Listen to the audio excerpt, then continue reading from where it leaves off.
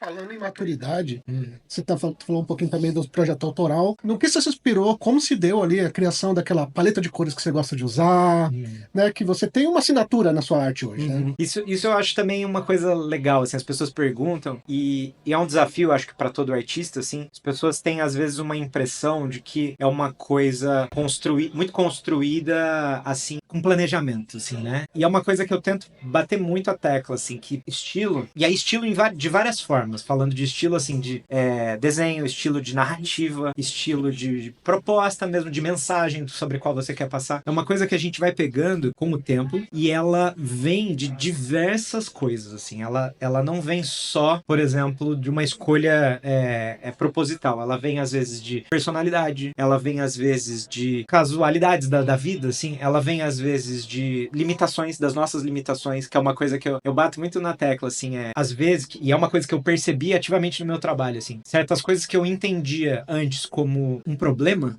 do que eu fazia, conforme o tempo foi passando, eu fui percebendo que, pô, isso não é necessariamente um problema, isso eu posso transformar numa característica do que eu faço e tornar o meu trabalho mais particular, assim, né? Vou dar um exemplo, por exemplo. Eu sempre tive um pouco de dificuldade com alto contraste. Alto contraste trabalhar com preto e branco, né? Então você trabalhar com os valores máximos, assim. Eu sempre tive muita dificuldade, apesar de ter muita gente no começo da minha carreira, muita gente que trabalhava muito com o mercado de quadrinho americano e que trabalhava muito com alto contraste, né? Eu percebia muito aquilo como uma falha, assim. Eu pensava assim, pô, eu preciso fazer isso, eu preciso chegar nisso, Tipo né? um Frank Miller, assim. Tipo um Frank Miller, tipo, né, um Goran Parlov, o Mignola do Hellboy, né? Tipo, essa coisa. E eu via, porque acho que os exemplos à minha volta eram muito esses na época, e eu percebia, então, pô, eu preciso fazer isso, eu preciso aprender a fazer isso. Eu estudei bastante isso, e eu percebo hoje em dia que esse estudo, esses fundamentos é importante, estão presentes de alguma forma no meu trabalho, mas aquilo que eu entendi antes como uma falha, que é, tipo, tentar trabalhar as coisas com um pouco mais de suavidade, trabalhar os valores de uma forma mais leve. Depois de um tempo, e aí são as ferramentas que a gente tem hoje em dia de divulgação, assim, né? Tipo, nas redes sociais e nos meus projetinhos iniciais de autopublicação e tal. Quando chegava o feedback, quando chegava um comentário que alguém fazia sobre o trabalho, era às vezes justamente nesses pontos que eu achava que eram falhas, né? Então era tipo, eu gosto do seu trabalho porque ele é suave, ele é leve, ele parece mais... Eu às vezes recebo umas adjetivos, assim, sobre o meu trabalho que eu acho muito curiosos, assim. Às vezes as pessoas falam, a sua arte é muito cremosa. É meio curioso, assim, né? Mas depois de um tempo eu comecei a entender, assim, acho que tem a ver com a linha ser meio mais suave, a paleta, talvez ela parece meio... E não é um desenho do... Gente, ó, pra vocês terem ideia, né, gente? Funcionou, né? Essas falhas aí, ó, tem nada de muito obrigado. falha, hein, ó. Que isso. Acho que pode ser também o seu desenho, ele é redondo, assim. Aconchegante, acho que às vezes as pessoas às vezes usam palavras que elas são meio curiosas, assim, mas depois eu comecei a perceber, assim, tipo, o redondo no sentido de, tipo... Não é redonda a forma, mas suave, tipo, você né? sente que ele é, sabe? Porque tem os desenhos que eles parecem que te dão umas pontadas, né? Principalmente os de alto contraste também. Que é mais Que agressivo, é mais dura, super assim, que é tipo assim, sabe? Blocado, assim, Exato. sabe? O seu não, você é tipo, é fluido, assim, é suave, é redondinho, sabe? Exato. Tipo... E é muito legal perceber essas coisas, assim, ouvir essa descrição. Mas, ao mesmo tempo, pesquisar, de tentar encontrar formas, às vezes, de a gente estudar aquilo em que a gente, às vezes, foge, né? Que é o alto contraste, por exemplo, é uma coisa que eu ficava fugindo, assim.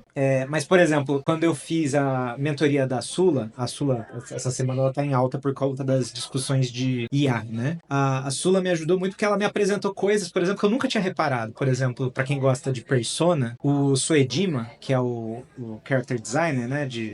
Ele é concept de algo, acho que do 4, do 5. Realmente, quando ela me apresentou de novo ele, eu já conhecia, já acompanhava algumas coisas dele, mas ela me mostrou de novo ele, e aí de repente eu olhei aquilo de um outro jeito, assim, porque ele trabalha com alto contraste. Só que ele faz um alto contraste, de alguma forma ele consegue fazer aquilo ficar suave. alguma forma ele consegue fazer aquilo de um jeito mais leve, mais suave. E aí, pronto, aquilo já mudou a minha forma de analisar a coisa, de estudar a coisa. Então é um processo muito louco, assim. Eu acho que, no fim, é muito... A gente tem que um pouco se deixar levar, assim, nesse processo pra encontrar o nosso estilo, assim. Porque é uma coisa que, por mais que a gente possa colocar, tipo, uns inputs, assim, de tipo, eu quero que meu desenho fique um pouco mais assim, eu quero que meu desenho fique um pouco mais assado. Dá pra fazer isso, mas no fim é uma coisa que ela vai ser meio natural, porque não tem como a gente forçar nada que vá contra a nossa personalidade, as nossas influências, sabe? Por exemplo, essa coisa dessa fase em que o mangá parecia que, tipo, tudo à minha volta tava falando pra eu fazer as coisas menos mangá. Hoje em dia eu entendo que, eu poderia ter lidado com isso mais objetivamente, assim, nesses lugares aqui eu preciso fazer o meu desenho ficar mais assim, mais assado. Mas teve uma fase que eu fiquei meio quase numa crise existencial, assim, porque era meio, mas eu gosto dessas coisas, eu nasci desenhando essas coisas, né? E aí hoje em dia eu entendo que, assim, foi muito legal voltar a abraçar essas influências que talvez por um tempo eu fiquei meio tentando afastar um pouco, sabe? E aí eu acho que no fim é muito louco, porque é um processo ele é muito natural, assim, a coisa da paleta, por exemplo, eu percebo que começou muito, uma das ferramentas que eu gosto muito de trabalhar são marcadores à base de álcool, né? E eu comecei comprando um kitzinho restrito, de cores restritas. E hoje em dia eu vejo, também dando aula de marcador, falando sobre marcador, eu vejo que às vezes muita gente tem essa dificuldade, porque já quer começar com aquele kit de 64 cores, assim, né? Aquela fase, assim, que eu tinha muito poucas canetinhas, assim, pra trabalhar, ela começou a me construir uma coisa assim de, dá pra fazer coisas muito legais com paletas muito restritas. E aí eu comecei a explorar isso, comecei a brincar com isso, e hoje em dia a coisa, assim, no meu trabalho autoral, ele é muito sobre essa brincadeira com restrições, assim, tipo, de paleta, eu gosto muito de cores quentes e tal. É engraçado, porque quando eu olho pra trás, eu percebo que nem tudo foi planejado, assim, tem certas coisas que elas vão acontecendo, e acho que o artista tem que identificar isso, né? A vida acontece, né? Deixa o universo que o universo faz as coisas às vezes, né? Exatamente.